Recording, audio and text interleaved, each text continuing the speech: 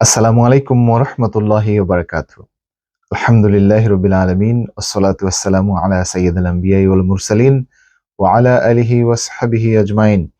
রাব্বি ইশরাহ লি সাদরি ওয়া ইয়াসসির লি আমরি ওয়াহলুল উকদাতাম মিন লিসানি ইয়াফকাহু কওলি। আমিন ইয়া রাব্বাল আলামিন। সম্মানিত দর্শক ও শ্রোতা মণ্ডলী, আপনাদের সবাইকে স্বাগত জানাচ্ছি আজকে কোরআনুল কারীমের ১৫তম পারার সারমর্মে। আমাদের সময় বরাবরের মতো ৫ মিনিট, চলুন আমরা সরাসরি সারমর্মে চলে যাই। কোরআনের ১৫তম পারা শুরু হয়েছে সূরা বনী ইসরাইল which is আল ইসরা এর শেষ অংশ দিয়ে এবং শেষ হয়েছে সূরা আল কাহাফের ৭৪ নম্বর আয়াত পর্যন্ত। এই পাড়ায় মূলত কি রয়েছে? তাওহীদ, আখিরাত, মানব জীবনের দায়িত্ব, ধৈর্য, কৃতজ্ঞতা এবং পরীক্ষার মাধ্যমে ঈমান যাচাইয়ের বিষয়গুলো বিস্তারিতভাবে আল্লাহ তাআলা তুলে ধরেছেন। সূরা বনী ইসরাইল আল ইসরায়ের শেষ অংশে কি আছে? এই অংশে ১ নম্বরে কোরআনের মর্যাদা সম্পর্কে আলোচনা করা হয়েছে। কোরআন মানুষের জন্য হিদায়াত ও রহমত স্বরূপ এসেছে। মুমিনদের জন্য কোরআন একটি শিফা, আত্মিক আরোগ্য, অর্থাৎ আপনার স্পিরিচুয়াল যে রোগ রয়েছে তার আরোগ্য এই কোরআনের ভিতরে রয়েছে।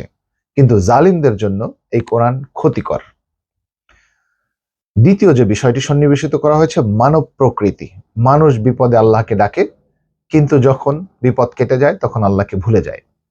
অহংকার ও অকৃতজ্ঞতা মানুষের বড় দুর্বলতা। তৃতীয় যে বিষয়টি আছে তা হচ্ছে শয়তানের চ্যালেঞ্জ। শয়তান মানুষকে বিভ্রান্ত করার অঙ্গীকার করে এসেছে, কিন্তু আল্লাহ তাআলা ঘোষণা করেছেন আল্লাহর বান্দাদের উপর শয়তানের কর্তৃত্ব নাই। অর্থাৎ যারা আল্লাহর বান্দা, আল্লাহর সমস্ত নিয়ম নীতি মেনে চলে, শয়তান তাদের কিছুই করতে পারবে না। পরের অংশে রয়েছে তাওহীদের প্রমাণ। আকাশ, জমিন, সমুদ্র এই সবই আল্লাহর কুদরতের নিদর্শন। একমাত্র আল্লাহই ইবাদতের যোগ্য, অন্য কেউ নয়। এরপরে রয়েছে সূরা আল কাহাফ ১ নম্বর আয়াত থেকে ৭৪ নম্বর আয়াত পর্যন্ত এই পারায় সন্নিবেশিত হয়েছে। এই সূরাটি একটি বিশেষ গুরুত্বপূর্ণ সূরা। প্রতি জুমায় এর অনেক ফজিলত রয়েছে, অর্থাৎ শুক্রবারে আপনি এই সূরাটি তেলাওয়াত করবেন, এর অনেক ফজিলত রয়েছে। প্রথম যে বিষয়টি এসেছে তা হচ্ছে আসহাবে কাহাব, গুহাবাসী যুবকদের কথা এসেছে। একদল ইমানদার যুবক শিরক থেকে বাঁচতে গুহায় আশ্রয় নেয়। আল্লাহ তাদের ৩০৯ বছর ঘুম পড়িয়ে রেখেছিলেন। শিক্ষা আছে কি এখানে? ঈমান রক্ষায় ত্যাগ করলে আল্লাহ সাহায্য করেন। দ্বিতীয় যে বিষয়টি আসছে তা হচ্ছে দুনিয়ার বাস্তবতা। দুনিয়ার জীবন ক্ষণস্থায়ী। সম্পদ ও সন্তান দুনিয়ার শোভা, কিন্তু নেক আমল চিরস্থায়ী। দুনিয়ার জীবন আমাদেরকে ছেড়ে চলে যেতে হবে, অর্থাৎ এই দুনিয়া থেকেই আমাদেরকে পরকালের পাথেও নিয়ে যেতে হবে। ৩ নম্বরে যে বিষয়টি এখানে সন্নিবেশিত হয়েছে তা হচ্ছে ২ বাগানের মালিকের ঘটনা। এক ব্যক্তি তার সম্পদ অহংকার করে, আল্লাহ তার বাগান ধ্বংস করে দেন। ৪ নম্বরে যে বিষয়টি সন্নিবেশিত হয়েছে তা হচ্ছে মূসা আলাইহিস সালাম এবং খিদির আলাইহিস সালামের ঘটনা।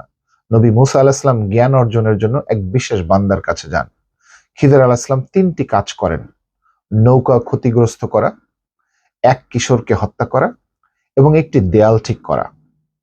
যদিও মূসা আলাইহিস সালাম বিষয়টি তাৎক্ষণিকভাবে অনেক প্রশ্ন করেছিলেন, পরে খিজির আলাইহিস সালাম যে ব্যাখ্যা করেন, সব কাজের পিছনে আল্লাহর বিশেষ হিকমা রয়েছে।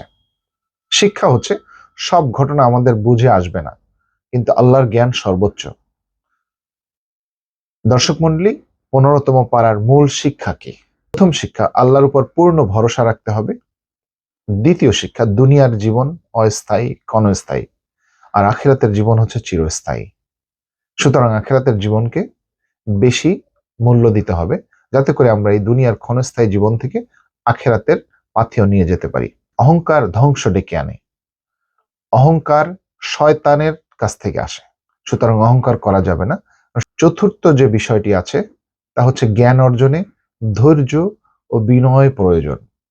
ধৈর্য ধরতে হবে এবং বিনয়ী হতে হবে, তাহলেই জ্ঞান অর্জন সম্ভব। এবং শেষ যে বিষয়টি এখানে রয়েছে তা হচ্ছে ঈমান রক্ষায় ত্যাগ স্বীকার করতে হবে। তো ঈমান রক্ষা করার জন্য যে কোনো ত্যাগের জন্য প্রস্তুত থাকতে হবে এবং ত্যাগ স্বীকার করতে হবে। দর্শক মণ্ডলী, ১৫তম পারার সংক্ষিপ্ত এই ছিল সারমর্ম। ইনশাআল্লাহ তাআলা আপনাদের সাথে ১৬তম পর্বের সারমর্ম নিয়ে আবার দেখা হচ্ছে। ততক্ষণ পর্যন্ত আল্লাহ রাব্বুল আলামিন আমাদের সবাইকে সুস্থ রাখুন, ভালো রাখুন, আমাদের রোজাগুলিকে আল্লাহ তাআলা কবুল করুন। এই কামনায় আজকের মতো বিদায় নিচ্ছি। আসসালামু আলাইকুম ওয়া রাহমাতুল্লাহি ওয়া বারাকাতুহু।